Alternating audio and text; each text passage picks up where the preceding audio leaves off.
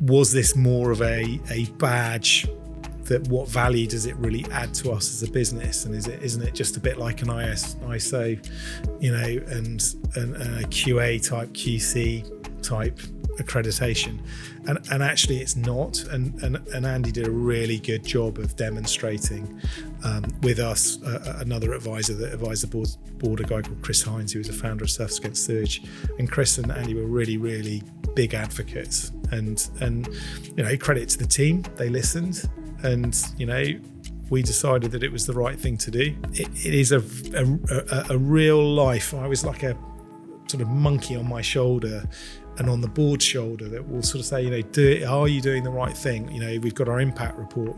Actually, there are challenges out there, and are we trying to change those things? Are we trying to make the right decisions? And we don't claim to be perfect. So, the impact report's 5 out of 10. We're saying we're 5 out of 10. And we're pretty good. We've, if you were to look at the scores on B Corp, we're pretty good. But the reality, that's irrelevant. We've got loads more to do. So it's a very dynamic, live, external accreditation that they're coming in and saying, how are we doing? And it's a really tough process to get through. And scope 1 and 2 emissions for a consultancy business are a piece of cake.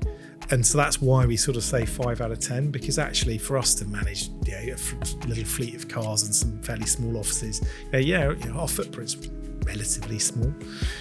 Scope 3 is much, much more interesting because we're not a manufacturing business, so it's easy to look good. But for us to influence our Scope 3 suppliers and relationships and subcontractors, that's much harder. And that's where we're really trying to focus, is how can we make an impact in that area and reduce our Scope 3 emissions. So that's much harder.